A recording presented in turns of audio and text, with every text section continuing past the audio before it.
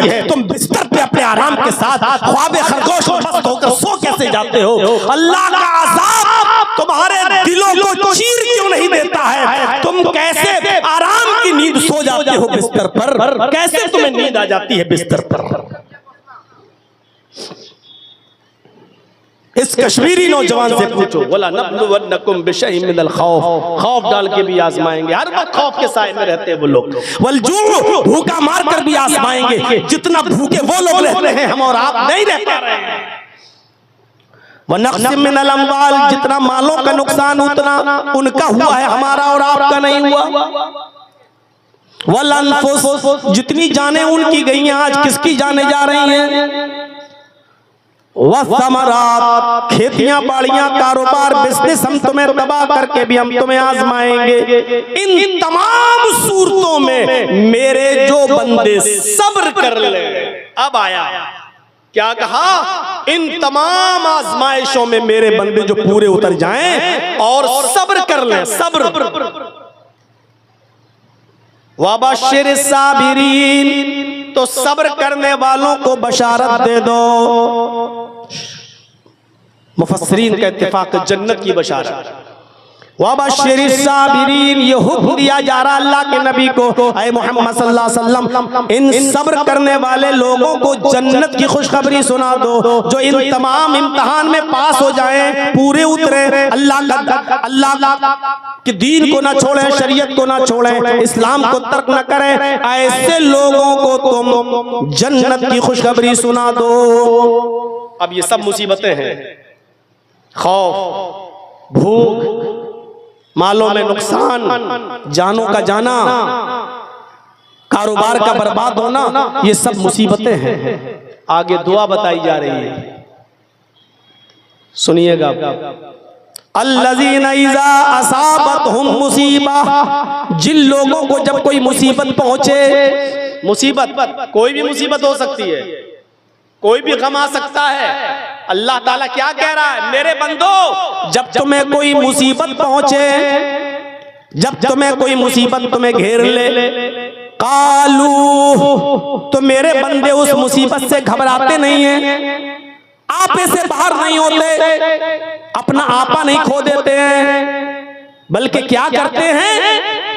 अल्लाह के बंदों का काम क्या होता है, मोमिनों का काम क्या होता है? जब उनके ऊपर मुसीबत आती है, कालू, उस मुसीबत को पहुंचने के बाद, उस मुसीबत को देखने के बाद उनकी जबान से जुमला निकलता है, इन्ना लिल्लाहि व इन्ना इलैहि राजिऊन, हम सब अल्लाह की तरफ से हैं और अल्लाह ही की तरफ हम सबको लौट कर जाना है। हम सब अल्लाह ही की तरफ से हैं और अल्लाह की तरफ लौट कर जाना है।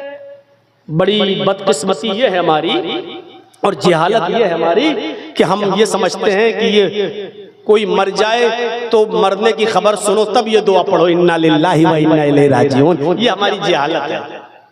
ये अलग बात है कि मौत भी एक मुसीबत है, गम का पहाड़ टूटता है मौत की खबर सुनकर, तो उस वक्त भी ये दुआ पढ़ी जा सकती है, लेकिन सिर्फ मौत ही गम लेकर नहीं आती है, मौत ही गम लेकर नहीं आती, खौफ का माहौल पैदा हो जाए ये भी गम है। इन्ना लिल्लाहि व इन्ना इलैहि राजिऊन।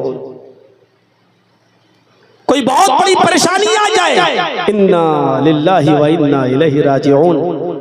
रात में कोई अहम काम कर रहे हो, अचानक लाइट चली जाए, ये भी एक मुसीबत है। इन्ना लिल्लाहि व इन्ना इलैहि राजिऊन। 1 लाख रुपए का मोबाइल खरीदा, साफ एप्पल का फोन है, आईफोन है, अभी 2 ही दिन हुए, खो गया, चोरी हो गया, कहां चला गया पता चला, मोबाइल गायब, कोई चीज खो गई। इन्ना लिल्लाहि व इन्ना इलैहि राजिऊन। ये सब दुआ पढ़ी जाती है, पढ़ना चाहिए। अल्लज़ीना इज़ा असाबतहुम मुसीबा, जब मुसलमानों को कोई तकलीफ पहुंचती है, कोई मुसीबत उनके पास आती है, तो ये घबराते नहीं हैं, उस मुसीबत को मोस्ट वेलकम कहते हैं, उस मुसीबत का स्वागत करते हैं और कहते हैं इन्ना लिल्लाहि व इन्ना इलैहि राजिऊन। अल्लाह तो कह रहा है कि मुसलमान तो वो है कि मुसीबत से घबराता नहीं है, बल्कि मुसीबत के मौके पर वो अल्लाह पर तवक्कुल करता है। अल्लाह के नबी जनाब मोहम्मद रसूलुल्लाह गारे सौर में है। अबू बकर कह रहे हैं कि काफिर हमारे पहाड़ी तक आ गए। अल्लाह के रसूल अगर ऐसे झांक कर देखेंगे तो हम पकड़ लिए जाएंगे। अल्लाह के नबी घबराए नहीं। कितनी बड़ी मुसीबत जो मोहम्मद को जिंदा पकड़ के लाएगा उसको 100 ऊंट इनाम दिए जाएंगे। 100 ऊंट के लालच में लोग पीछा कर रहे हैं मोहम्मद रसूलुल्लाह को पकड़ने का। आप जिस गार में छिपे हैं उस गार तक पकड़ने वाले काफिर आ चुके हैं। अगर नीचे देख ले तो अल्लाह के नबी की इसका सर दिखाई दे जाए, लेकिन अल्लाह ने उनकी आंखों पे पर्दा डाल दिया। वो अल्लाह के नबी को देख नहीं सके। इतनी बड़ी मुसीबत नबी के ऊपर, लेकिन अल्लाह के अबू बकर कह रहे हैं अल्लाह के नबी वो हमारे सर पर। अल्लाह के नबी क्या कह रहे हैं? ला तहज़न इन्नल्लाह माअना। आए अबू बकर घबराओ नहीं, अल्लाह हमारे साथ है। आए अबू बकर घबराओ नहीं, अल्लाह हमारे साथ है। यानी मुसीबत आई घबराए नहीं। मोमिन का शेवा ये होता है कि जब उसके पास मुसीबत आए तो वो घबराए नहीं, बल्कि क्या पढ़े? इन्ना लिल्लाहि व इन्ना इलैहि राजिऊन। अब एक वाकया सुनाता हूं बुखारी से, दिलचस्प। देखिए दुआ है, हम सब अल्लाह ही की तरफ से और अल्लाह ही की तरफ लौट के जाना है। दुआएं आजकल हम पढ़ते कहाँ हैं? बस बहस करते हैं। फर्ज नमाज के बाद दोनों हाथ उठा के दुआ मांगना चाहिए कि नहीं मांगना चाहिए? इमाम जब मांगे तो उसके साथ हाथ उठाना चाहिए कि नहीं उठाना चाहिए? कब्रिस्तान में जाएं तो हाथ उठाकर दुआ कर सकते हैं कि नहीं कर सकते हैं? ईद की नमाज पढ़ने के बाद ईदगाह में हाथ उठाकर दुआ पढ़ सकते हैं? बहस करवा लो हमसे बस। अरे दुआ करने से आपको कौन रोक रहा है? गौर करो, इन तमाम मुसीबतों में सबसे बड़ी मुसीबत क्या है? आपके किसी अजीज और किसी करीब का इंतकाल हो जाए। मसलन आपकी बीवी का इंतकाल हो जाए, मसलन आपके बेटे का इंतकाल हो जाए, तो ये चीज सबसे बड़े गम को लेकर आती है। सबसे बड़ा गम यह है। इस मौके पर क्या दुआ पढ़नी चाहिए? इन्ना लिल्लाहि व इन्ना इलैहि राजिऊन। अल्लाह के नबी सल्लल्लाहु अलैहि वसल्लम इसके आगे एक दुआ और पढ़ते थे, जरा सुनिएगा मेरे भाइयों, और ये दुआ याद कर लीजिएगा, बहुत काम आएगी। आज मैं कुछ सिखा के जा रहा हूं आपको, कुछ सीख लीजिएगा। अल्लाह के नबी सल्लल्लाहु अलैहि वसल्लम जब किसी के इंतकाल की खबर सुनते तो आप क्या दुआ पढ़ते? इन्ना लिल्लाहि व इन्ना इलैहि राजिऊन। इसके बाद एक जुमला और, अल्लाहुम्मा अजिरनी फी मुसीबती वखलिफ ली खैरम मिनहा। छोटा सा टुकड़ा है बस। कितने लोगों को याद होगा? और याद होगा भी नहीं। अभी हमारे जहन सेट नहीं है। हमें दूसरी चीजें जल्दी याद हो जाती हैं, दुआएं जल्दी याद नहीं होती हैं। हर साल रमजान के महीने में शबे कदर में माइक लेके सिखाना पड़ता है कि दुआ पढ़ो, अल्लाहुम्मा इन्नका अफ़ुव्वुन तुहिब्बुल अफ़्व फ़अफ़ु अन्नी। इतनी सी दुआ याद नहीं हो पाई, इतनी सी दुआ, और बार बार याद कराया जाता है कि ये दुआ पढ़ो। शबे कदर में ये दुआ पढ़ा करते थे अल्लाह के रसूल, अल्लाहुम्मा इन्नका अफ़ुव्वुन तुहिब्बुल अफ़्व फ़अफ़ु अन्नी। हर साल बताना पड़ता है। अरे रोजाना हमारे मोहल्लों में, आपके शहर, कोई ना कोई इंतकाल करता रहता है। ये दुआ पढ़ने में क्या हर्ज है? इतनी सी दुआ, इन्ना लिल्लाह तो याद है, इन्ना लिल्लाहि व इन्ना इलैहि राजिऊन। अल्लाहुम्मा, अब ये दुआ याद करना है बस। अल्लाहुम्मा अजिरनी फी मुसीबती। आय अल्लाह मेरी मुसीबत में मुझे बेहतरीन अज्र अता फरमा। वखलिफ ली खैरम मिनहा, और जो तूने मुझसे छीना है उससे बेहतर चीज तू हमें अता फरमा दे। जो तूने मुझसे छीना है उससे बेहतर चीज तू हमें अता फरमा दे। 5-6 बेटों के बाद, बेटियों के बाद एक बेटा मिला, अभी 2 साल का हुआ, उसका भी इंतकाल हो गया। पढ़िए, अल्लाह इन्ना लिल्लाहि व इन्ना इलैहि राजिऊन। अल्लाहुम्मा अजिरनी फी मुसीबती वखलिफ ली खैरम मिनहा। हम सब अल्लाह की तरफ से आए हैं, अल्लाह की तरफ लौट कर जाना है। अय अल्लाह मेरे बेटे के इंतकाल पर जो मुसीबत मेरे ऊपर आई है, इस मुसीबत में मुझे बेहतरीन अज्र अता फरमा। वखलिफ ली खैरम मिनहा, और तूने मुझसे जो छीना है मुझे उससे बेहतर चीज दे दे, यानी इससे बेहतर बेटा तू मुझे अता फरमा दे। आप अल्लाह से क्या मांगे? अल्लाह के नबी सल्लल्लाहु अलैहि वसल्लम असर की नमाज के बाद सहाबा किराम के पास बैठे हुए मस्जिद में, और आप उनको समझाने लगते हैं और यही दुआ सिखलाते हैं कि तुम्हारा जब कोई करीबी इंतकाल कर जाए तो ये दुआ पढ़ लिया करो, इन्ना लिल्लाहि व इन्ना इलैहि राजिऊन, अल्लाहुम्मा अजिरनी फी मुसीबती वखलिफ ली खैरम मिनहा। इसी सहाबा की महफिल में हजरत अबू सलमा रजी अल्लाह ताला अन्हु बैठे हुए हैं। सहाबा में बहुत से सहाबा थे, अबू सलमा भी थे। अबू सलमा कहते हैं अल्लाह के नबी ने जब ये दुआ बताई तो मैंने इस दुआ को याद कर लिया। अल्लाह के नबी ने ये दुआ सिखलाई, मैंने इस दुआ को याद कर लिया। और जब मैं अपने घर पे पहुंचा तो मेरी बीवी ने, उम्मे सलमा ने कहा, आज आप बड़ी देर से आए, असर के बाद आप जल्दी आ जाया करते थे, फिर बाजार से खाना पकाने के लिए कुछ लेने जाया करते थे, और आज आप इतनी देर से आए हैं कि अब मगरिब की अज़ान अभी हो जाएगी, आप फिर मस्जिद में चले जाएंगे, खाने पकाने में देर हो जाएगी। कहां रह गए थे आज देर कैसे हो गई आने में? आज देर कैसे हो गई आने में? हजरत अबू सलमा कहते हैं मेरी बीवी आए उम्मे सलमा, आज अल्लाह के नबी ने असर की नमाज के बाद लोगों को रोक लिया, कुछ समझाने लगे, दर्स देने लगे, और आज आपने एक दुआ भी सिखलाई, जब तुम्हारे किसी अजीज का इंतकाल हो जाए तो ये दुआ पढ़ लिया करो, इन्ना लिल्लाहि व इन्ना इलैहि राजिऊन, अल्लाहुम्मा अजिरनी फी मुसीबती वखलिफ ली खैरम मिना। उम्मे सलमा कहती हैं कि मेरे शौहर अबू सलमा ने जब ये दुआ मुझे बताई कि अल्लाह के नबी ने मस्जिद में ये दुआ सहाबा को सिखाई, तो मैंने अपने शौहर से ये दुआ सुनी तो मैंने भी इस दुआ को याद कर लिया। ये दुआ तो सबको याद थी, इन्ना लिल्लाहि व इन्ना इलैहि राजिऊन, इतना सा याद करना था, अल्लाहुम्मा अजिरनी फी मुसीबती वखलिफ ली खैरम मिना। इतनी बार मैं इस दुआ को पढ़ चुका हूं कि शायद अब आपको भी याद हो गया होगा। किसी को खड़ा करके पूछें, इतनी बार मैं दोहरा चुका हूं कि शायद आपको याद हो गई हो। अल्लाहुम्मा अजिरनी फी मुसीबती वखलिफ ली खैरम मिनहा। अब सर नीचे हो गए, कहीं मौलाना हम ही को खड़ा करके ना पूछ ले, हमको खड़ा ना कर दे। इतनी सी दुआ हजरत उम्मे सलमा कहती है मैंने याद कर ली, जब किसी का इंतकाल होता मैं ये दुआ पढ़ लेती। 6 महीने गुजर गए, 8 महीने गुजर गए, 1 साल गुजर गया। मेरे शौहर कपड़े का बिजनेस करते थे, कपड़ा दूसरे शहर में ले जाया करते थे, बेचते थे, और वहां से कुछ चीजें खरीद के लाते थे, अपने शहर में बेचा करते थे। मेरे शौहर बिजनेस करते थे दूसरे शहर में जाकर। एक दिन मेरे शौहर बिजनेस के लिए निकले और वहां पहुंच गए, और वहां से बहुत सा सामान लेकर जब मेरे घर की तरफ आए, अपने शहर की तरफ जब चलने लगे तो रास्ते में बीमार पड़ गए। अबू सलमा बीमार पड़ गए। ओफो, जो चीज बताने जा रहा हूं गौर से सुनो मेरे भाइयों।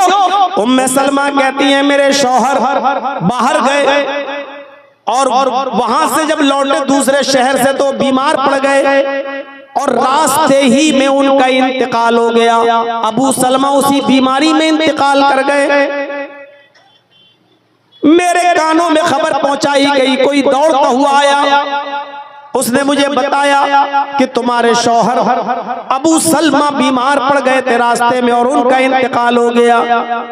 मैंने अपने शौहर के इंतकाल की जब खबर सुनी तो मैंने यही दुआ पढ़ ली जो मुझे याद थी, इन्ना लिल्लाहि व इन्ना इलैहि राजिऊन। यही दुआ मैंने पढ़ ली, इन्ना लिल्लाहि व इन्ना इलैहि राजिऊन, अल्लाहुम्मा अजिरनी फी मुसीबती वखलिफ ली खैरम मिनहा। फिर मिट्टी मेरे घर लाई गई, गुस्ल दिया गया, कफनाया गया, और अबू सलमा को दफन कर दिया गया। मैं इद्दत में बैठ गई, इद्दत करने लगी।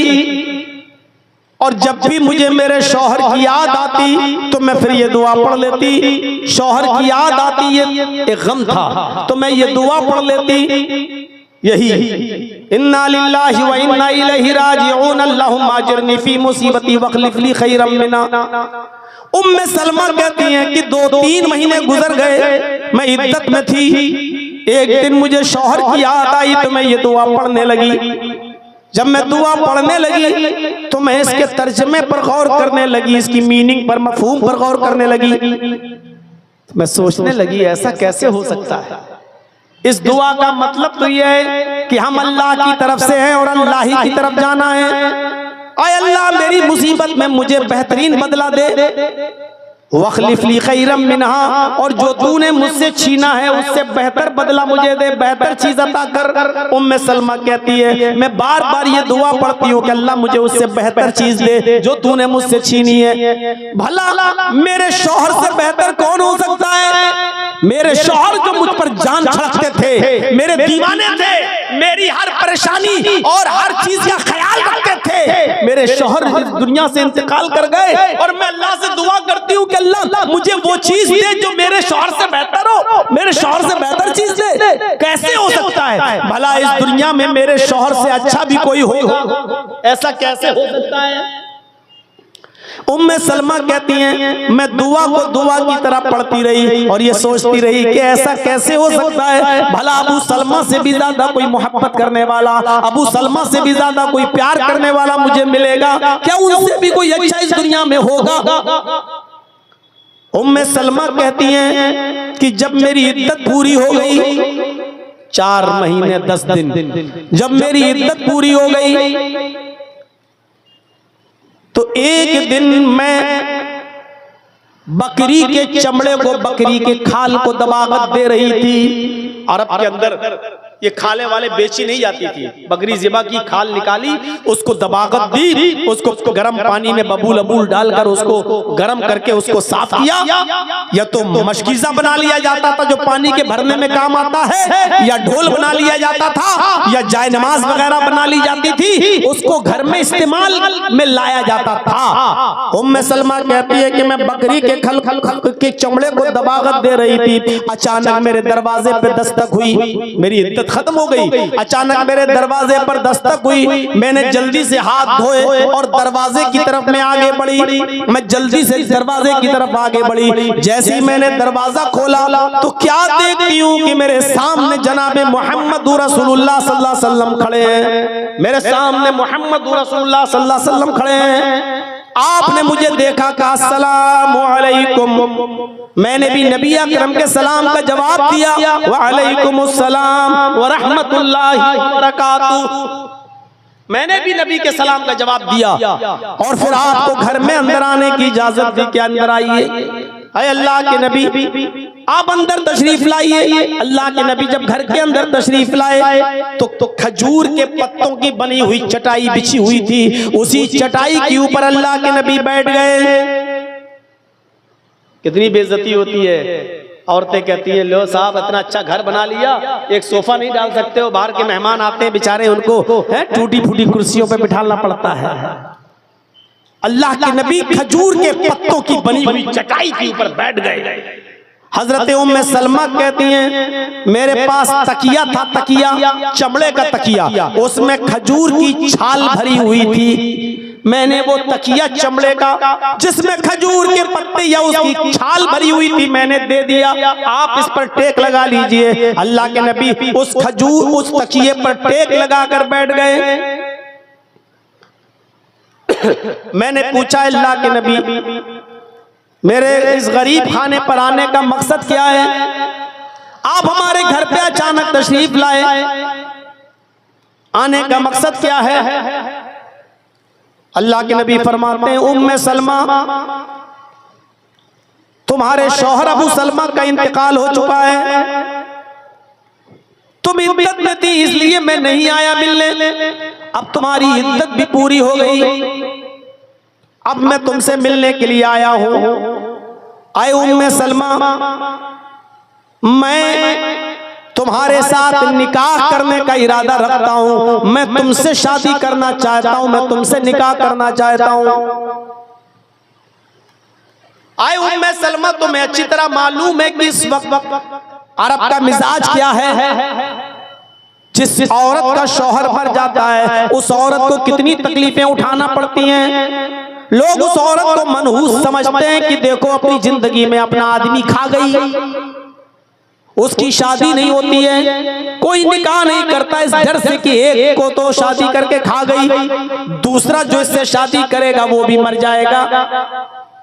जिसका शौहर मर जाता था उस औरत को डाइन समझा जाता था, ये समझा जाता था कि ये मनहूस औरत है जिसकी जिंदगी में उसका आदमी मर गया, तो दूसरा कोई आदमी उससे निकाह नहीं करता था, ये सोचकर कि ये एक आदमी डस चुकी दूसरा भी डस लेगी। आए उम्मे सलमा, मैं तुम्हारे साथ निकाह करना चाहता हूं, अगर तुम्हें कोई एतराज न हो तो तुम मेरे साथ निकाह कर लो। उम्मे सलमा का जवाब सुनो। उम्मे सलमा कहती हैं, अल्लाह के नबी, आप किसी औरत को निकाह का पैगाम दें और वो औरत आपके पैगाम को ठुकरा दे, उससे ज्यादा बदनसीब कौन होगी, उससे ज्यादा बदनसीब औरत कौन होगी। लेकिन ये सच है कि आपसे जो औरत निकाह न करे वो बदनसीब है, लेकिन हकीकत ये है कि मैं आपके साथ निकाह करने की पोजीशन में नहीं हूं, मैं आपके साथ निकाह नहीं कर सकती। दोनों बातें, तुम कह रही हो कि आपके साथ निकाह न करे कोई औरत तो बदनसीब है, और तुम ये भी कह रही हो कि मैं नहीं कर सकती, ये क्या बात है, जबकि तुम्हारे शौहर भी नहीं है। कहा कुछ परेशानी है, वो बताओ ना, शेयर करो अपनी परेशानी। अगर दूर हो सकती है तो ठीक, और नहीं हो सकती है तो कोई बात नहीं। बताओ क्या प्रॉब्लम है तुम्हें। पहली प्रॉब्लम, आए अल्लाह के नबी, प्रॉब्लम कई हैं। नंबर 1 का क्या, आपकी पहले से कई बीवियां मौजूद हैं, आपकी पहले से कई बीवियां मौजूद हैं, मैं शौकन बर्दाश्त नहीं कर सकती। मेरी गैरत किसी शौकन की तू तलाक सुनने की नहीं है, मेरी गैरत बर्दाश्त नहीं कर सकती। कभी हमारे और आपके दरमियान कोई मामला बिगड़ता है, हमारे और आपके दरमियान कभी किसी मामले में लेकर बहस होगी, तो आपकी बीवियों को अधिकार और हक नहीं होगा वो बीच में बोलने। जब हमारे और आपके बीच में कोई बात है तो हम और आप ही उसको दूर करेंगे। आपकी कोई बीवी अगर बीच में बोलेगी और मुझसे लड़ेगी तो मुझसे बर्दाश्त नहीं होगा, मैं हाथापाई पर उतर जाऊंगी, इसलिए कि मैं शौकन बर्दाश्त नहीं कर सकती। मैं बहुत गैरतमंद खातून हूँ और मेरे साथ कई शौकने हों, ये कैसे बर्दाश्त कर लूं। आपने कहा शौकन का होना अच्छा नहीं या शौकन का मुदाखलत करना, बीच में बोलना। कहा नहीं, शौकन का बीच में बोलना। जब हम आपकी बीवी हैं, कोई बात हमारे और आपके दरमियान अगर होगी तो हम और आप हल करेंगे, आपकी कोई दूसरी बीवी हमारे बीच में नहीं बोलेगी। आपने कहा ठीक है, मैं अल्लाह से दुआ करूंगा, अल्लाह ऐसी नौबत ही नहीं लाएगा कि कोई दूसरी बीवी हमारे और तुम्हारे बीच में बोले। इंशाअल्लाह मैं किसी और बीवी को अपने और तुम्हारे मामले में बोलने की इजाजत नहीं दूंगा। आए उम्मे सलमा, ये मैं वादा करता हूं कि मेरे और तुम्हारे दरमियान कोई तीसरी बीवी इंटरफियर नहीं करेगी, कोई दूसरी बीवी नहीं बोलेगी। अच्छा, ये तो पहली प्रॉब्लम थी। कहा दूसरी प्रॉब्लम भी है। कहा क्या, वो भी बोलो। कहा दूसरी प्रॉब्लम ये है, क्या अल्लाह के नबी, शादी जिस मकसद से की जाती है मैं उस मकसद के लायक नहीं हूँ। शादी के बाद ये होता है कि कोई बच्चों की पैदाइश हो, बच्चे बढ़े, नस्ल बढ़े, मैं बुढ़ापे की उस उम्र को पहुंच चुकी हूँ, इस उम्र में अब मैं बच्चे पैदा करने के लायक नहीं हूँ, मैं शादी की उस उम्र को क्रॉस कर चुकी हूँ। इसलिए आप अगर इस मकसद से शादी करना चाहते कि नस्ल बढ़े तो मैं आपको पहले बता देती हूँ कि बच्चे पैदा करने की मैं पोजीशन में नहीं हूँ। साफ कह दिया। अल्लाह के नबी का जवाब सुनो। आए उम्मे सलमा, बुढ़ापे की जिस दहलीज पर तुमने कदम रख दिया है, तकरीबन मैं भी उसी दहलीज पर कदम रखे हुए हूँ। तुम जितनी उम्र की हो उतनी उम्र का मैं भी हूँ। लिहाजा उम्र में कोई मसला नहीं है, और शादी में बच्चों की पैदाइश की वजह से नहीं कर रहा हूँ, इस रस्म को खत्म करने के लिए करना चाहता हूँ जो अरब के अंदर है, जो किसी बेवा औरत को शादी करने का अधिकार नहीं देती है। मैं चाहता हूँ कि मैं बेवा औरत को निकाह में ले आऊं, एक बेवा से शादी कर लूं ताकि ये रस्म टूट जाए और लोग बेवा औरतों से निकाह करने लगे और बेवा औरत को भी हक हासिल होगी, किसी शौहर को ढूंढे और आदमी को और शादी कर ले, बेवा औरत को भी घर बसाने का हक हासिल हो जाए, इसलिए मैं शादी कर रहा हूं। हजरत उम्मे सलमा कहती हैं कि ठीक है, आपने मेरी दो परेशानियां दूर कर दी, लेकिन मुझे एक तीसरी प्रॉब्लम और है, मुझे एक तीसरी परेशानी भी है जिसकी वजह से मैं शादी नहीं कर सकती। कहा वो क्या है? और वो आखिरी प्रॉब्लम है।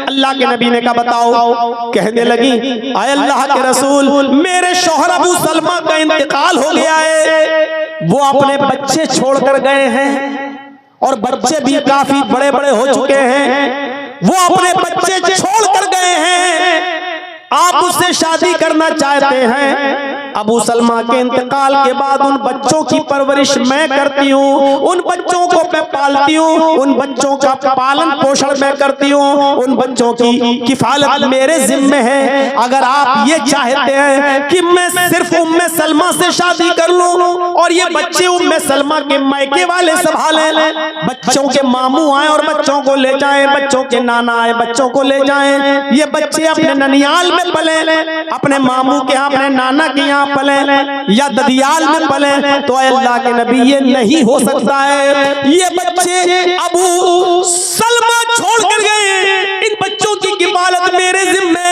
ये बच्चे मैं पालती हूँ, इनकी परवरिश मैं करती हूँ। अगर आप मेरे साथ निकाह करना चाहते हैं तो इन बच्चों को मैं नहीं छोड़ सकती हूँ, इन बच्चों की जिम्मेदारी, इनकी किफालत और इनको खिलाना पिलाना, इनकी परवरिश की जिम्मेदारी भी आपको उठाना पड़ेगी।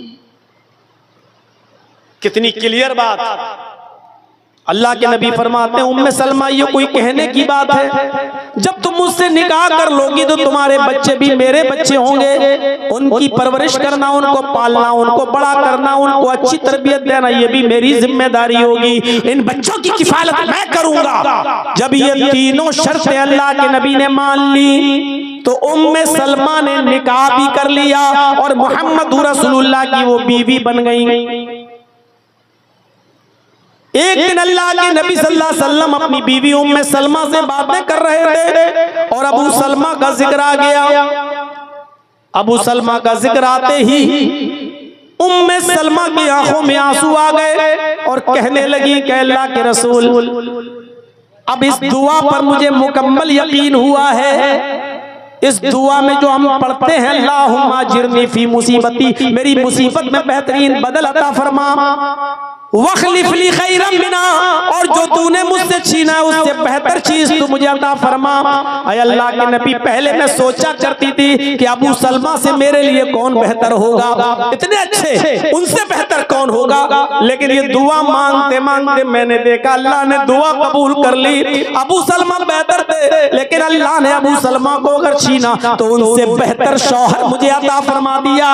हमें जनाब मोहम्मद रसूलुल्लाह दे दिए, मुझे मोहम्मद रसूलुल्लाह की बीवी बना दिया, मैं मोहम्मद रसूलुल्लाह की बीवी हूँ, मेरे शौहर से बेहतर शौहर अल्लाह ने मुझे अता फरमाया। गौर करो दुआ कैसे कबूल होती है।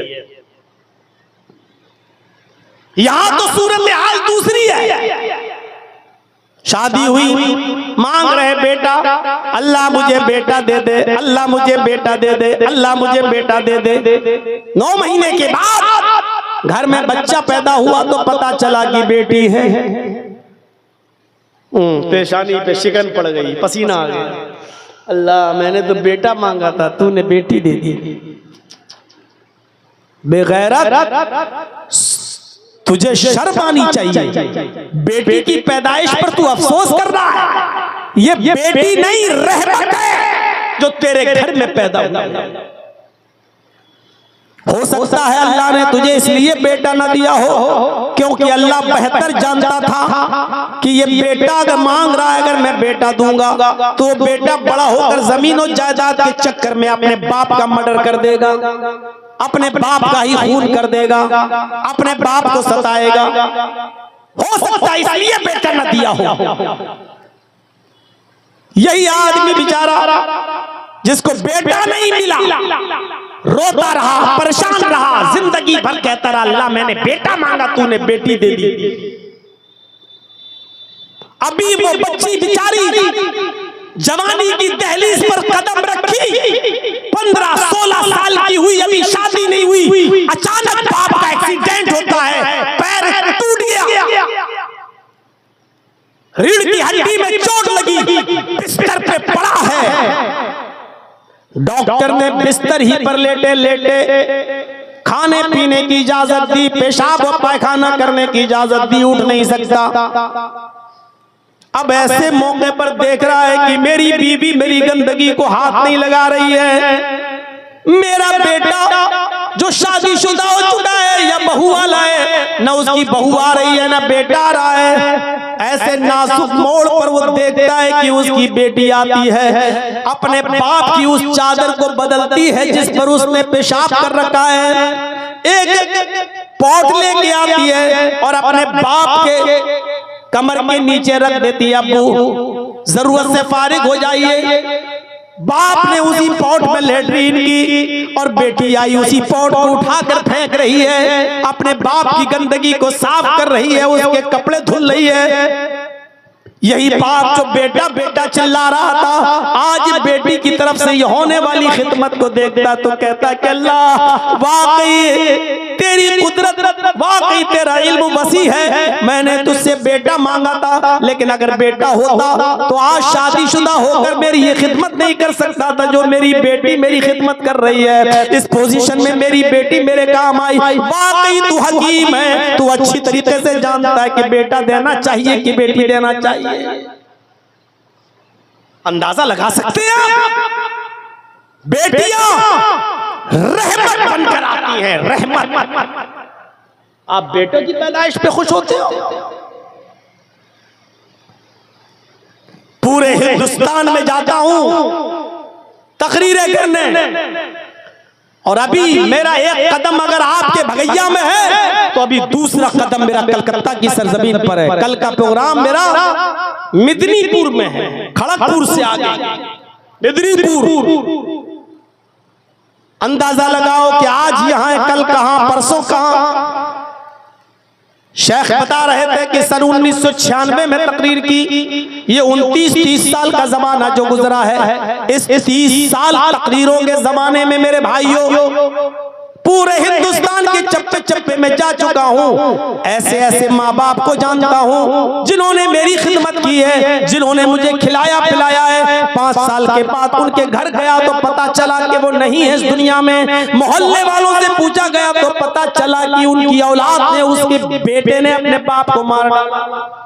जमीन और जायदाद का झगड़ा हुआ, उसी बंटवारे को लेकर इतना झगड़ा हुआ कि गर्दन दबा दिया, बेटा अपने बाप को मार डाला। आज तक ऐसा किस्सा नहीं सुना कि किसी बेटी ने भी अपने बाप को मारा हो। बेटियां रहमत बनकर आती हैं और आप उनको जहमत समझते हो। परेशानी क्या है? ओफो, लड़की हुई, अब कम से कम 10, 12, 15 लाख रुपए का जहेज वहेज इकट्ठा करो, बारातियों का इंतजाम करो। प्रॉब्लम ये है, अब ये 3 अप्रैल को मेरी बेटी की भी शादी थी, यही 3 अप्रैल को, आज 18 अप्रैल है, 16, 17 यानी अब तो 12 बजे के बाद 18, यही 3 अप्रैल को मैंने अपनी बेटी की शादी की। जाइए पूछिए इटावा वालों से और जाइए मंजर देखिए, ना बारातियों का पता था, ना चोरों का पता था, ना डकैतों का पता था, ना हल्दी वाले आए, ना सगाई हुई, न मंगनी लगी, न पक्की कराई हुई, न दहेज जहेज दिया गया, कुछ नहीं। कासगंज इलाका है, जिला कासगंज। लड़का सिविल इंजीनियर है, पढ़ता, जॉब है उसकी दिल्ली में। चंद लोगों पर मुश्तमिल, चंद लोग, गिनती के 10-12 लोग बस आते हैं, मस्जिद में निकाह होता है, दूर से आए थे इसलिए खाना भी खिला दिया गया, दूर से ना आते तो खाने का भी इंतजाम नहीं करता। लड़की वालों के लिए है ही नहीं कि वो खाना खिलाएं। क्यों खिलाएं? चूंकि 150 किलोमीटर से चल के आए थे इसलिए खाने वाने का इंतजाम किया। मगरिब के बाद निकाह हुआ और इशा के बाद रुखसती कर दी। ना एक वीडियो बनी, ना बाराती आए, ना मैंने कोई खाना बनवाया, ना पकवान किया। मैंने खुद अपने मोहल्ले के लोगों को भी नहीं बुलाया, मैंने अपने सगे खाला खालुओं को नहीं बुलाया, मामुओं को नहीं बुलाया।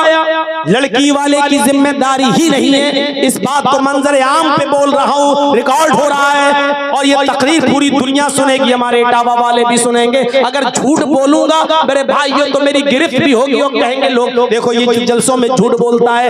एक सबूत कोई नहीं दे सकता है कि मैंने दहेज दिया हो, मैंने बारात बुलाई हो और लाइटें लगी हो, खेमे लगे हो, पर्दे लगाए गए हो। मैंने भी शादी की, जो तकरीरों में बोला मैंने वैसे करके दिखाया।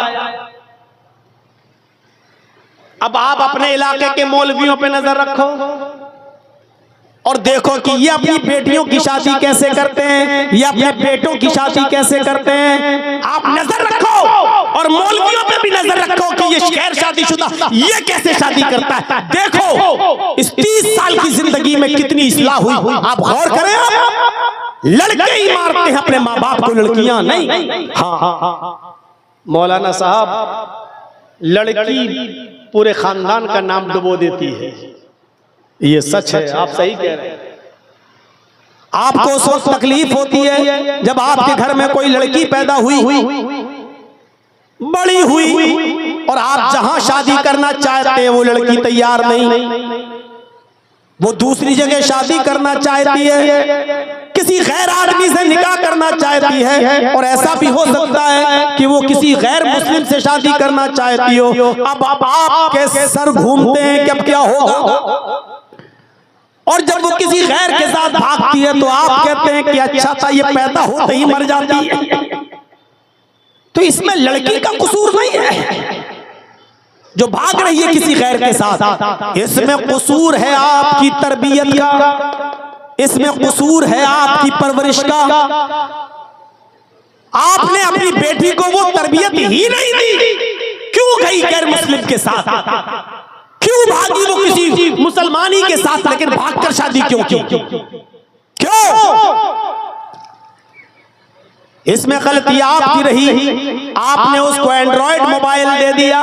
ले बेटी 30,000 का मोबाइल है ओप्पो का, ले विवो का, ले सैमसंग का, सिम भी दे दी, नेट पैक भी डाल दिया। अब वो आपकी बेटी चला रही है, फेसबुक भी चला रही है, मैसेंजर भी चला रही है, व्हाट्सएप भी चला रही है। पढ़ने के लिए भी आपने ऐसा स्कूल उसका चॉइस किया जहां लड़के और लड़कियां दोनों बैठ के पढ़ रहे हैं। इंटरवल में स्कूल की कैंटीन में बनी हुई होटल पे लड़के और लड़कियां दोनों बैठकर चाय पी रहे हैं। अब तेरी लड़की किसी गैर के साथ भागेगी नहीं तो क्या तेरी आरती उतारेगी? तरबियत आपने गलत दी तो लड़की फिर उसका कसूर क्या है? हजरत मरियम मस्जिद के मेहराब के अंदर मौजूद है और उनके पास बेमौसम फल आ जाता है। हजरत मरियम के पास बेमौसम फल आ जाता है, जिस फल का मौसम नहीं वो। हजरत जकरिया ने देखा ये फल, कहने लगे आए मरियम ये फल कहां से आए तेरे पास? अन्ना लके हाजा, आए मरियम ये फल तेरे पास कहां से आए? सेब का मौसम नहीं, सेब कहां से आया? आम का मौसम नहीं, आम कहां से आया? लीची की फसल नहीं, लीची कहां से आई? अंगूर का मौसम नहीं, अंगूर तेरे पास कहां से आ गया? आए मरियम बता ये फल कौन लाया तेरे पास? हजरत मरियम जवाब देती हैं काल हुआ मिन इंदिल्लाह, आए मेरे सरपरस्त, आए मेरी परवरिश करने वाले, मुझे खिलाने पिलाने वाले, मेरा ख्याल रखने वाले, आए जकरिया ये तमाम की तमाम नेमतें अल्लाह के पास से आई हैं। कोई फरिश्ता रख कर गया है। आप गलत ना समझो, मेरा किसी लड़के के साथ कोई गलत ताल्लुक नहीं है। ये कोई मुझे ताल्लुक में नहीं दे गया, कोई लड़का नहीं दे गया। ये सारी नेमतें मुझे अल्लाह की तरफ से मिली हैं। हजरत ज़करिया ने कैसी परवरिश की थी, और उससे पूछ रहे हैं ये फल कहां से आया, किससे? ज़करिया किससे पूछ रहे हैं? मरियम से। कौन मरियम? जिनको अल्लाह ताला ने बगैर शौहर के बेटा दिया ईसा, वो मरियम जिनके पेट से बगैर शादी के बगैर शौहर के मरियम को बेटा दिया ईसा। जब उनके ऊपर इल्जाम लगा कि मरियम जानिया बच्चला ने बगैर शादी के बच्चा पैदा कर दिया, तो मरियम की पाक दामनी का ऐलान अल्लाह रब्बुल आलमीन ने किया कि नहीं, मरियम पाक दामन है। ईसा अल्लाह के कलमे से पैदा हुए, अल्लाह के हुक्म से पैदा हुए हैं। मरियम गलत नहीं है, मरियम गलत नहीं है। जिनकी पाक दामनी का ऐलान अल्लाह ने किया, जब उससे सवाल हो सकता है, जिसके पाक दामन होने का ऐलान अल्लाह ने किया, जब उससे पूछा जा सकता है कि ये फल तेरे पास कहां से आए, तो आए लड़कियों के माँ बाप। तुम अपनी बेटियों से क्यों नहीं पूछ सकते हो ये कपड़ा कहां से आया, ये दुपट्टा कहां से आया, ये मोबाइल कहां से आया, मोबाइल में ये कवर कहां से आया, तेरे मोबाइल में बैलेंस नहीं था, इस मोबाइल में बैलेंस किसने डाला? क्या तुम अपनी बच्चियों से, अपनी बेटियों से ये सवाल नहीं कर सकते? और नहीं करोगे तो तुम्हारा नाम डुबोएंगी और गैरों के साथ भागेंगी, तुम्हारी आरती नहीं उतारेंगी। तरबियत जहां लड़कियों के लिए, लड़कों के लिए भी होनी चाहिए। लड़कियों पर भी नजर हो तो लड़कों पर भी नजर हो। हजरत यूसुफ अलैहिस्सलातु वस्सलाम को उनके सारे भाई लेकर गए, चलो, और जंगल में ले गए, और सबने सलाह करके यूसुफ को कुएं में फेंक दिया, और दूसरी कमीज उतारी और उसमें खून लगा कर ले आए, और घर पे आके कह दिया बाप से, याकूब से, यूसुफ तो हमने अपने सामान के पास छोड़ दिया था, और यूसुफ को भेड़िया खा गया। भेड़िए ने नोच डाला यूसुफ को। याकूब अलैहिस्सलाम समझ गए, कुर्ते का खून देखा, सूंगा, समझ गए न ये कुर्ता वो है और न ये खून बकरी का, ये तो रंग लग रहा है। वो यूसुफ के कुर्ते को अच्छी तरीके से पहचानते थे। इन लोगों ने, भाइयों ने यूसुफ को जब फेंका तो कुर्ते समेत फेंका, लेकिन जब कुएं में फेंक दिए तो बाद में याद आया कि बाप को सबूत क्या देंगे, तो एक दूसरी कमीज, दूसरा कपड़ा उसी रंग का खरीद के उसमें रंग लगा लाए, कलर लगा लाए, बिदमिन का झूठा खून लगा लाए, और अपने बाप को पेश किया। लेकिन बाप ने कुछ नहीं कहा, वो समझ गए न कमीज वो है न खून असली है। लेकिन बेटों से कुछ नहीं कहा, सब्र करते रहे, सब्र करते रहे, और अपने बेटे के लिए दुआ मांगते रहे। और इधर हाल ये हुआ कि यूसुफ अलैहिस्सलाम को एक काफिला आया, उसको पानी निकालना था, कुएं में उसने डोल डाला, और जब खींचा तो यूसुफ अलैहिस्सलाम उसी डोल में बैठ गए। जब खींचा तो भारी लगा, बहरहाल खींच कर निकाला गया तो देखा कि यूसुफ है, लड़का है। तो खुश हो गए ये काफले वाले और कहने लगे बुशरा हाज़ा गुलाम, खुशी हो, हमें तो फ्री फंड में एक गुलाम मिल गया, चलो इसको बाजार में बेच देंगे, कुछ कीमत मिल जाएगी। जल्दी जल्दी वो इसको लेकर मिस्र के बाजार में पहुंचे। खूबसूरत थे यूसुफ अलैहिस्सलाम, छोटे थे लेकिन बड़े खूबसूरत थे, और मिस्र के बाजार में बेच दिए गए और बादशाह के घर तक पहुंच गए। बादशाह मिस्र ने खरीद लिया, बहुत सस्ते में खरीदा। वशराहु बिसमनिन बख्सिन दराहिम मादूदा। चोरी का कोई मोबाइल हो, अगर मुझे चोरी का मोबाइल मिल जाए, चाहे उसकी कीमत 1 लाख हो, तो जल्दी से उसको बेचने की कीमत, अरे ला यार 10,000 दे ले लिया, तो 1 लाख की चीज 10,000 में। अभी जो 10,000 मिल रहे वो भी कहीं पकड़े गए तो वो भी नहीं मिलेंगे। तो ये लड़का हाथ लग गया, कोई असली मालिक ना आ जाए वरना लड़का ले जाएगा छीन के, इसलिए जो मिल रहा है ले लो। चंद दिरहमों में यूसुफ को बेच दिया गया। यूसुफ अलैहिस्सलाम जब बादशाह मिस्र के घर में आए तो बीवी उनकी देखी तो देखती रह गई, बड़े खूबसूरत है यूसुफ, लेकिन छोटे हैं। वो उनका ख्याल रखने लगी, खिलाने लगी, पिलाने लगी, बड़ा करने लगी। यूसुफ जैसे जैसे बड़े होते गए उनकी खूबसूरती भी वैसे वैसे बढ़ती गई। हालांकि होता उल्टा है, बच्चा छोटेपन में खूबसूरत होता, बड़ा होता जाता है तो खूबसूरती कम होती जाती है, लेकिन यूसुफ के साथ उल्टा हुआ। यूसुफ जैसे जैसे बड़े होते जा रहे हैं खूबसूरती बढ़ती जा रही है।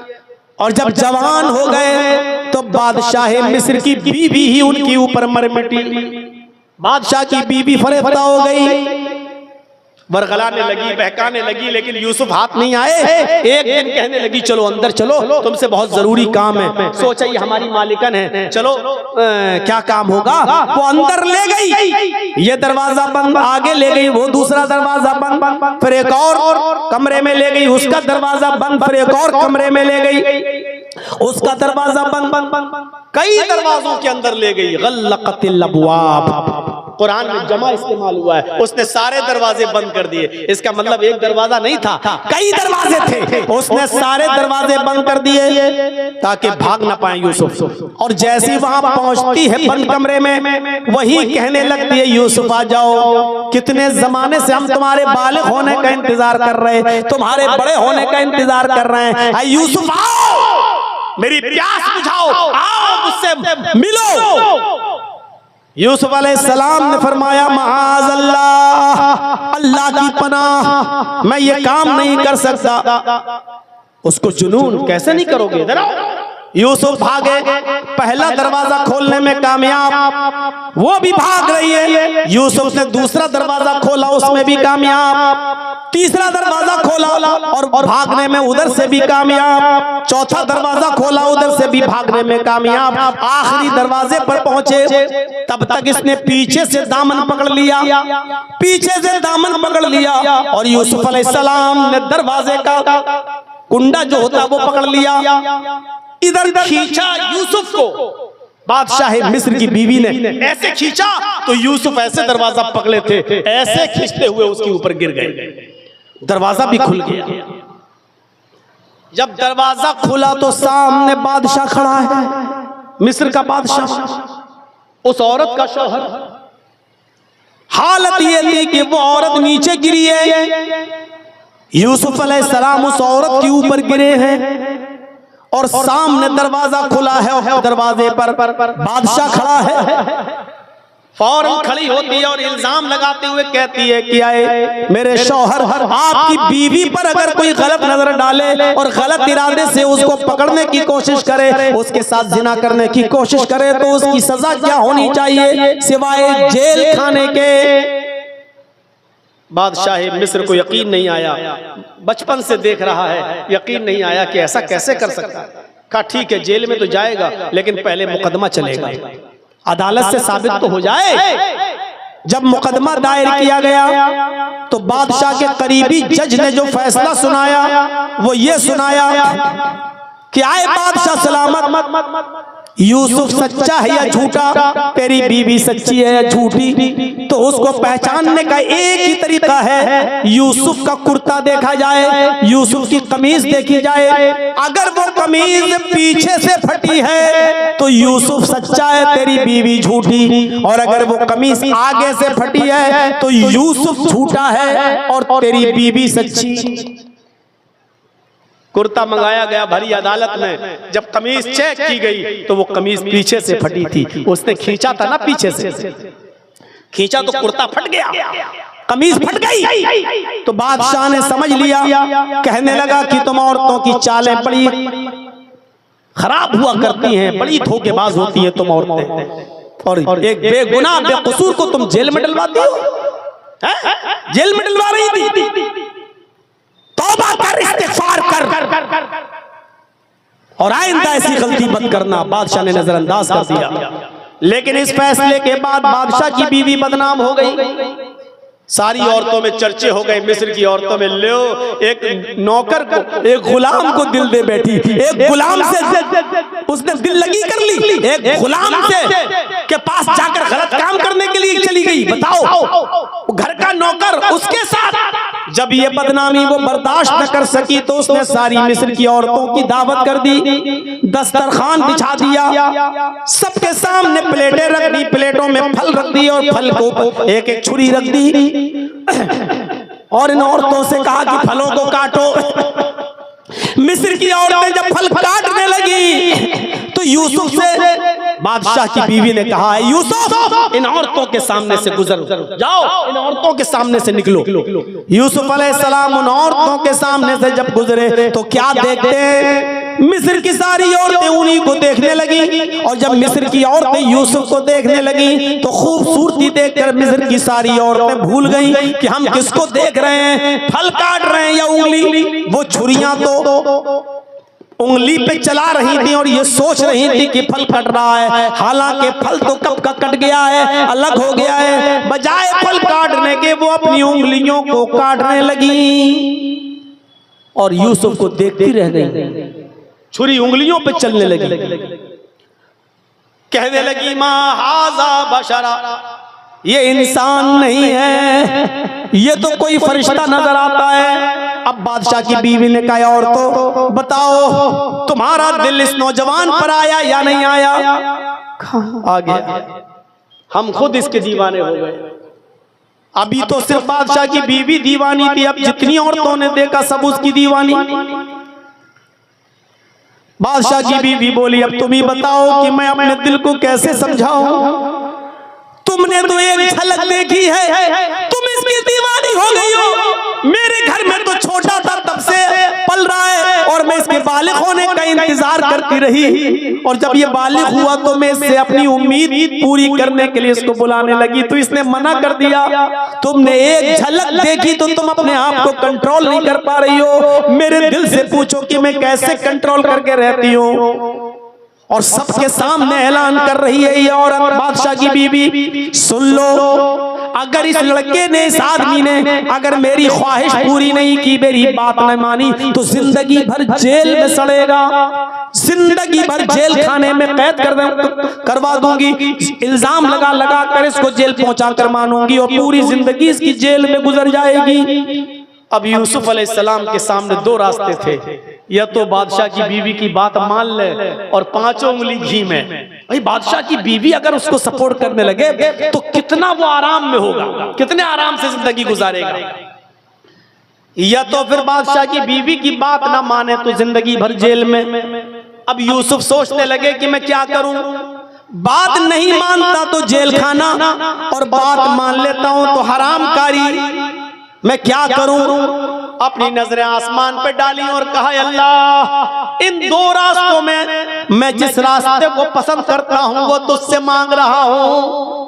रब्बिस्सिज्नु अहब्बु इलैया मिम्मा यदऊननी इलैहि, आय अल्लाह मैं जेल में रहना ज्यादा पसंद करूंगा लेकिन वो काम नहीं करूंगा जिस काम की तरफ ये औरत मुझे बुला रही है और ये मिस्र वालियां मुझसे गलत काम लेना चाहती हैं, मैं वो काम नहीं करूंगा। इससे बेहतर है कि मेरी पूरी जिंदगी जेल में गुजर जाए। यूसुफ अलैहिस्सलाम ने परेशानी वाला रास्ता उठाना गवारा कर लिया कि मैं जेल में जाऊंगा। आखिरकार जब बादशाह मिस्र की बीवी की बात न मानी तो उसने भी इल्जाम लगाकर यूसुफ अलैहिस्सलाम को जेल भिजवा दिया। अब यूसुफ अलैहिस्सलाम जेल में गुजारते हैं अपनी जिंदगी, तकरीबन 7 साल जेल में गुजारते हैं, तकरीबन 7 साल जेल में गुजारते हैं।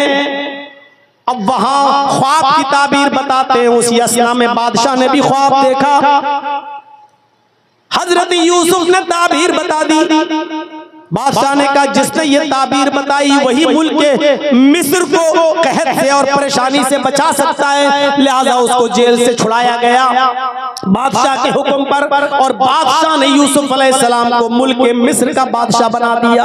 अब मिस्र की बादशाह यूसुफ अलैहिस्सलाम के हाथ में आ गई। अब गौर कीजिए कितना जमाना गुजर गया। बचपन में कुएं में फेंके गए, कुएं से निकाल कर मिस्र के बाजार में बेचे गए, मिस्र के बाजार में बेचने के बाद तकरीबन 15 साल तक जब तक बालिग नहीं हो गए तब तक बादशाह के घर में पले, और 15 साल यानी 20 साल के हो जाने के बाद बादशाह की बीवी ने गलत इल्जाम लगाया तो जेल में डलवाया। तकरीबन 7 साल जेल में रहे, 27 साल इतनी लंबी मुद्दत अपने बाप से अलग रहे। और बाप का हाल ये है कि अल्लाह मेरा बेटा, अल्लाह मेरा बेटा।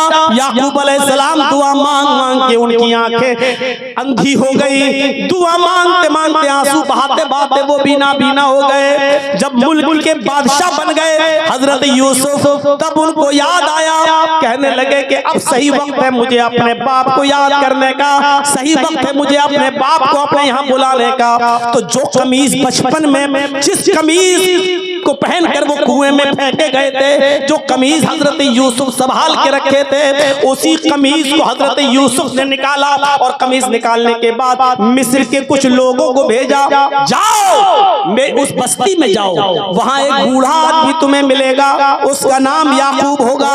उस याकूब को बोल देना कि मिस्र के बादशाह ने तुम्हें ये कुर्ता ये कमीज भेजी है, बाकी बातें उनको याद आ जाएंगी।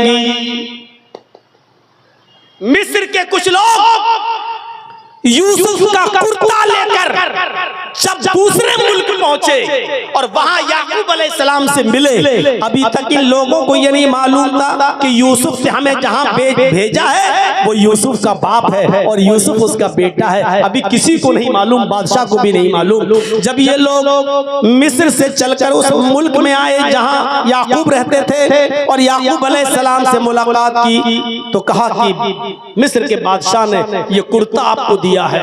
जैसे उस कुर्ते को हजरत याकूब अलैहिस्सलाम ने सूंघा, अल्लाह से दुआ की, आंखों की रोशनी वापस आ गई। इस कुर्ते को देखा तो पहचान गए कि ये तो मेरे बेटे का कुर्ता है, ये तो यूसुफ अलैहिस्सलाम पहना करते थे।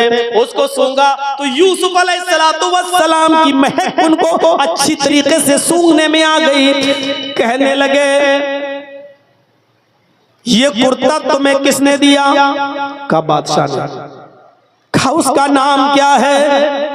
कहा यूसुफ।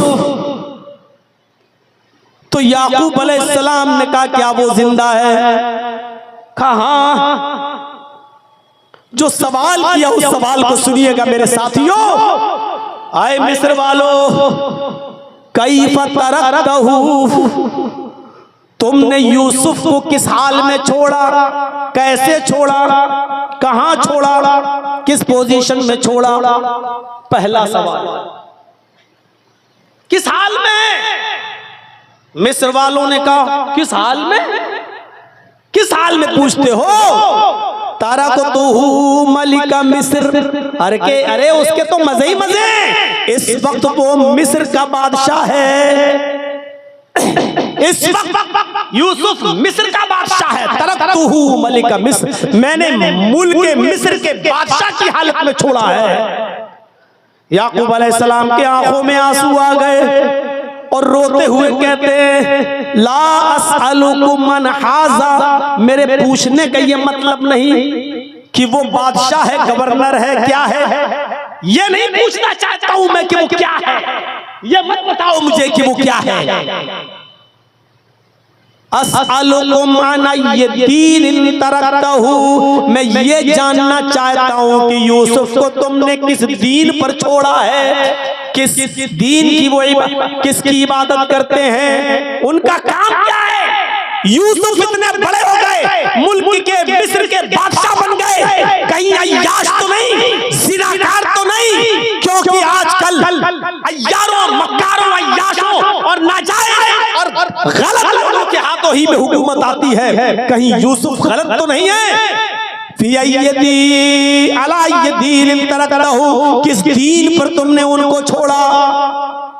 मिस्र के लोगों ने जो कुर्ता लेकर आए कहने लगे कि हमने उनको इस हाल में छोड़ा कि वो ला इलाहा इल्लल्लाह पढ़ते हैं, वो इस बात का इकरार करते हैं कि अल्लाह के अलावा कोई माबूद नहीं, और इसी कलमे की तरफ लोगों को बुलाते हैं, एक अल्लाह की इबादत का हुक्म देते हैं और नमाज कायम करते हैं, नमाज पढ़ते हैं। इसी दीन के ऊपर हमने उनको छोड़ा है। मेरे भाइयों, पूरा वाकया बताने का मतलब यह है कि इतनी लंबी मुद्दत के बाद जब याकूब अलैहिस्सलाम को पता चला कि मेरा बेटा जिंदा है, तो इस बात को सुनकर खुश नहीं हुए कि मेरा बेटा मुल्क मिस्र का बादशाह बन गया, बल्कि खुशी उनको तब हुई जब उन्होंने ये सुना कि मेरा बेटा एक अल्लाह की तरफ लोगों को बुलाता है और एक अल्लाह की इबादत करता है। ये तरबियत एक बाप की अपनी औलाद को, क्या ये तरबियत है आज हमारी? अपनी औलाद को क्या ये तरबियत आप देते हैं? क्या ये हक है आपको पूरा कि अपनी औलाद को इस तरीके की तरबियत दें? औलाद बेटा है तब भी अच्छी तरबियत, और बेटी है तब भी उसकी अच्छी तरबियत होनी चाहिए। मेरे भाइयों, ये मायार होना चाहिए। आज क्या दूसरों के साथ जा रहे हैं, दूसरों के साथ भाग रही हैं, दूसरों के साथ। और जाइए महाराष्ट्र का रिकॉर्ड देखिए, 3 लाख लड़कियों की एप्लीकेशन कोर्ट में पहुंची हुई है, 17-16 साल की लड़कियों की। अभी मेरे बालिग होने में 1-2 साल बाकी है। जब मैं बालिग हो जाऊं, मैं अपनी मर्जी से फला इब्ने फला के साथ शादी करूंगी, गैर मुस्लिम लड़के से। मेरा बाप और मेरा भाई इंटरफियर करे तो उसको कोई इंटरफियर का हक नहीं होगा, क्योंकि अभी मेरी उम्र 17 है। जब मैं 18 साल की हो जाऊंगी तो मैं अपनी मर्जी से खुद शादी करूंगी उस गैर मुस्लिम लड़के के साथ। ये 3 लाख मुस्लिम लड़कियों की एप्लीकेशन है सिर्फ महाराष्ट्र के अंदर। गैर मुस्लिम लड़कों के साथ, गैर मुस्लिमों के साथ शादी। कहां है हम और आप? जानते हो सिलसिलतुल हदीस सहिया के अंदर इमाम हजरत नासरुद्दीन अलबानी एक हदीस नकल करते हैं। वो कहते हैं अल्लाह के नबी सल्लल्लाहु अलैहि वसल्लम ने फरमाया कि आधी रात के बाद आसमान के सारे दरवाजे खोल दिए जाते हैं। हदीस के अल्फाज क्या हैं? तुफ्तहु अब्वाबुस समाई निस्फल लैल व युनादी मुनादिन। आधी रात के बाद आसमान के सारे दरवाजे खोल दिए जाते हैं और एक पुकारने वाला पुकार कर कहता है हल मिन दाइन फयुस्तजाब लहू। है कोई अल्लाह को पुकारने वाला जो अल्लाह को पुकारे, अल्लाह उसकी पुकार को सुने। हल मिन साइलिन, है कोई सवाल करने वाला, फयुता, अल्लाह उसको दे।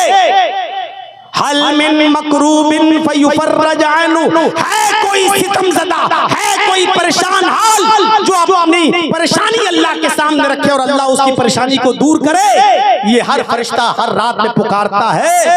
आधी रात के बाद जब आसमान के दरवाजे खुल जाते हैं, अल्लाह के नबी फरमाते हैं फला यब्का मुस्लिमुन यदउ बिदावतिन इल्ला इस्तजाब लहू इल्ला इस्तजाब अल्लाहु लहू। सारी दुनिया के मुसलमानों में जितने भी लोग आधी रात के बाद उठकर अल्लाह से मांगते, अल्लाह सबको देता है और हर एक की दावत को कबूल करता है, हर एक की दुआ को अल्लाह सुनता है, जो मांगता अल्लाह देता है। लेकिन आधी रात के बाद भी सबको देता है, लेकिन इन 2 लोगों को अल्लाह आधी रात के बाद भी नहीं देता। वो कौन 2 लोग हैं? फरमाया इल्ला ज़ानियतन तसआ बिफरजिहा। एक उस औरत को अल्लाह कुछ नहीं देता इस रात में, चाहे पूरी रात तहज्जुद पढ़े, लेकिन अल्लाह उस औरत को भी नहीं देगा। किसको? जो जिना करती है। तसआ बिफरजिहा, अपनी शर्मगाह को लेके दौड़ती है, कभी इधर कभी इधर कभी इधर। यानी कॉल गर्ल या तवाइफ, जिस्म फरोश जो अपना जिस्म बेचती है। अभी इस कस्टमर से निपटी, फिर 1000 रुपए कहीं मिला, दूसरी जगह चली गई, फिर तीसरी जगह चली गई। तसआ बिफरजिहा, जो अपनी शर्मगाह को लेकर इधर उधर भागी भागी फिरती है, ऐसी औरत की दुआ अल्लाह ताला आधी रात के बाद भी नहीं सुनता है।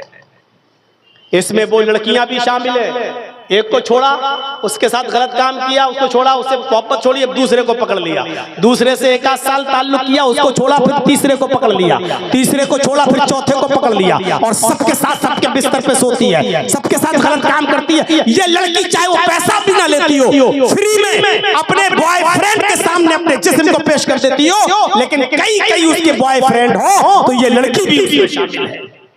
ऐसी लड़की और ऐसी औरत की अल्लाह तबारक व तआला दुआ नहीं सुनता।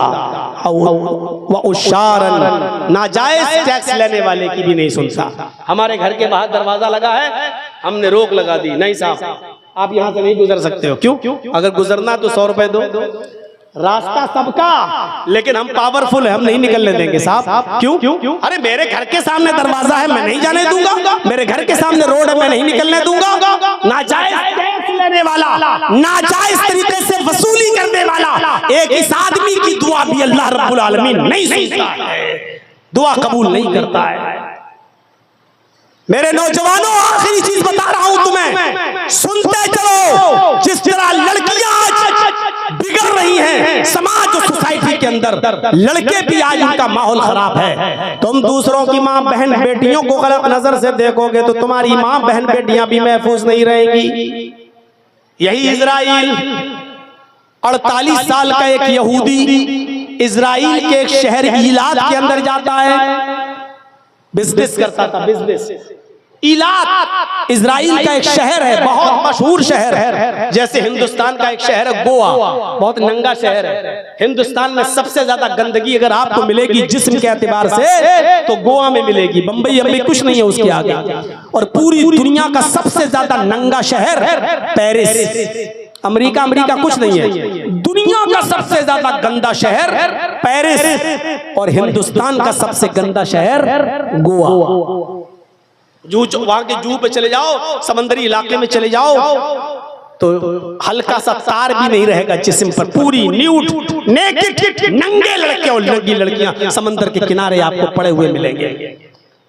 ऐसा ही इजराइल का एक शहर है जिसका नाम है ईलात। उस ईलात की एक 5 स्टार होटल में ये 48 साल का एक आदमी जो बिजनेसमैन था जाता है और होटल के मैनेजर से मिलकर कहता है कि हमारे लिए किसी कॉल गर्ल का इंतजाम करो, घर का खाना कब तक खाएंगे, आज बाहर का खाना खाना चाहता हूं। अय्याशी के इरादे से उसने कहा कैसी लड़की चाहिए? कहा लड़की खूबसूरत होनी चाहिए। कहा ठीक है, आपको खूबसूरत लड़की मिल जाएगी। कब का? पूरी रात के लिए चाहिए। पैसे फिक्स होते हैं, काउंटर पर पैसे जमा कर दिए जाते हैं। लड़की को फोन करके होटल का मैनेजर बुलाता है, कॉल गर्ल आती है, उसको रूम नंबर बताया जाता है, इस रूम नंबर में तुम्हें जाना है, तुम्हारा पैसा पेड है, वो आओ हम तुम्हें दे देंगे, सुबह जब जाओगी तो अपना पैसा लेके चले जाना। वो होटल में जैसे ही बेल बजाती है, अंदर से आदमी 48 साल के आदमी की आवाज आती है, दरवाजा खुला हुआ है, तुम अंदर आ सकती हो। जैसे ही लड़की ने दरवाजा खोला, अंदर घुसती है लड़की के बाप की, जब उस आदमी की नजर उस लड़की पे पड़ती है तो उसको हार्ट अटैक पड़ जाता है, उसको दिल का दौरा पड़ता है, वो आदमी जमीन के ऊपर गिर पड़ता है। इसलिए कि उसने जब गौर से देखा तो पता चला कि ये काल गर्ल कोई और नहीं, उसकी अपनी सगी बेटी है। ये कॉल गर्ल कोई और नहीं, उसकी अपनी सगी बेटी है। जब इसको दिल का दौरा पड़ा, जल्दी से इसको इमरजेंसी हॉस्पिटल में पहुंचाया गया। इसकी बीवी को फोन किया गया। इसकी बीवी जब आई तो इसने अपनी बीवी को पूरी बात बताई।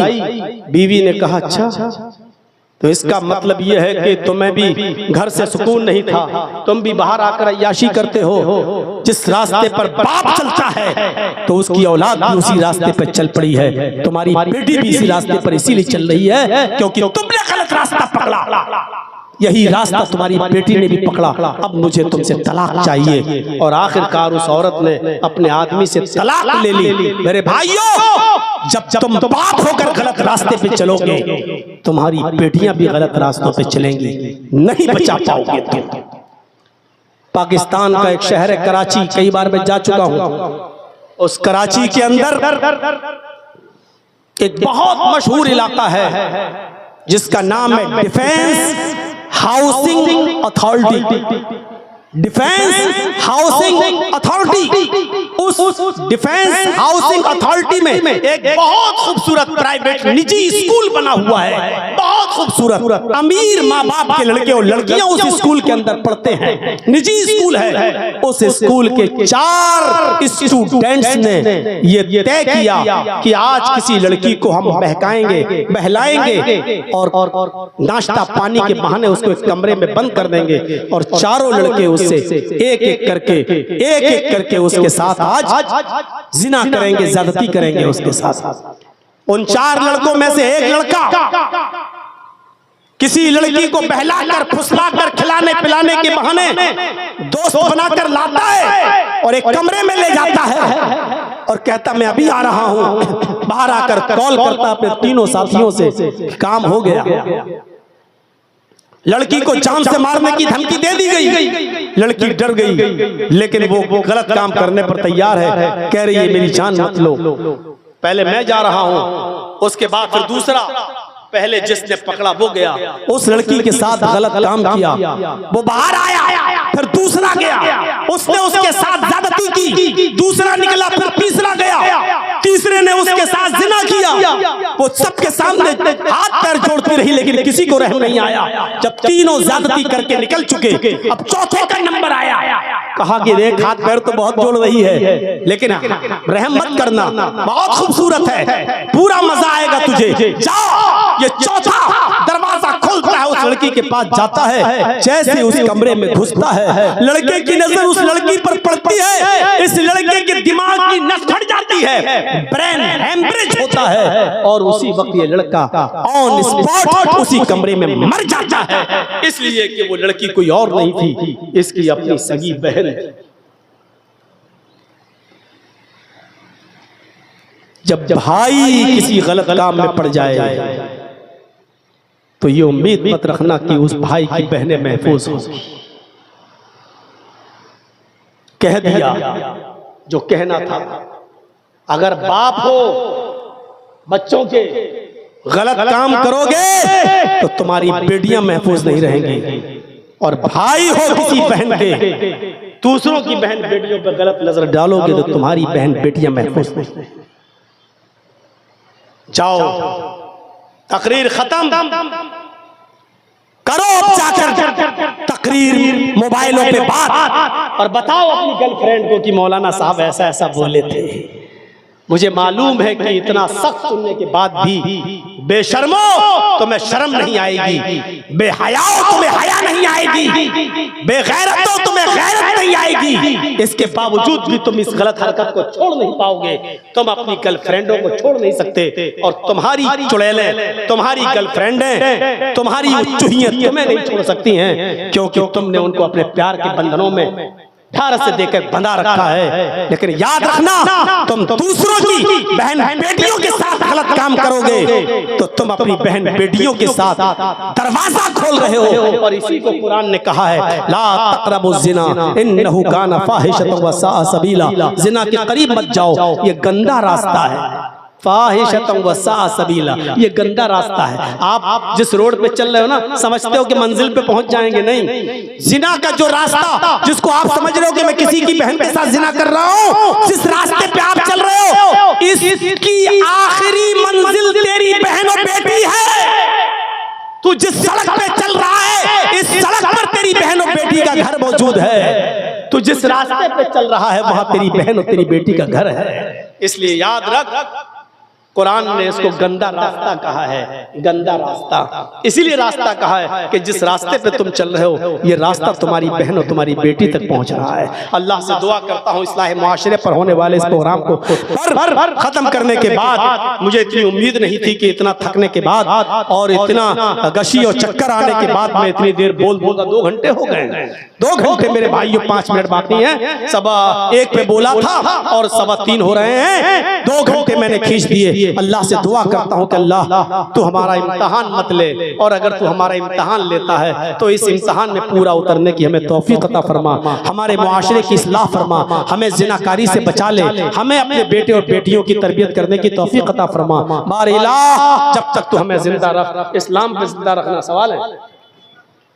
जब तक तू हमें जिंदा रख इस्लाम पर रखना, और जब हमारा खात्मा हो तो ईमान पर हमारा खात्मा फरमाना। वमा अलैना इल्लल बलागुल मुबीन व आखिरु दावाना अनिल हम्दुलिल्लाहि रब्बिल आलमीन। अस्सलामु अलैकुम व रहमतुल्लाहि व बरकातुहू। सवाल और जवाब के लिए आप लोग किसी मुफ्ती साहब को बुलाया कीजिए, जो जिस काम का स्पेशलिस्ट हो उससे वही काम लेना चाहिए। आपको हार्ड पड़ता है तो हार्ड स्पेशलिस्ट के पास जाते हो, होम्योपैथिक दवा के पास नहीं। तो जो जिस फन का माहिर हो उससे वो काम लिया करिए। हम तकरीर वाले फन के हैं, हमसे तकरीर वाला काम लीजिए। जो जिस फन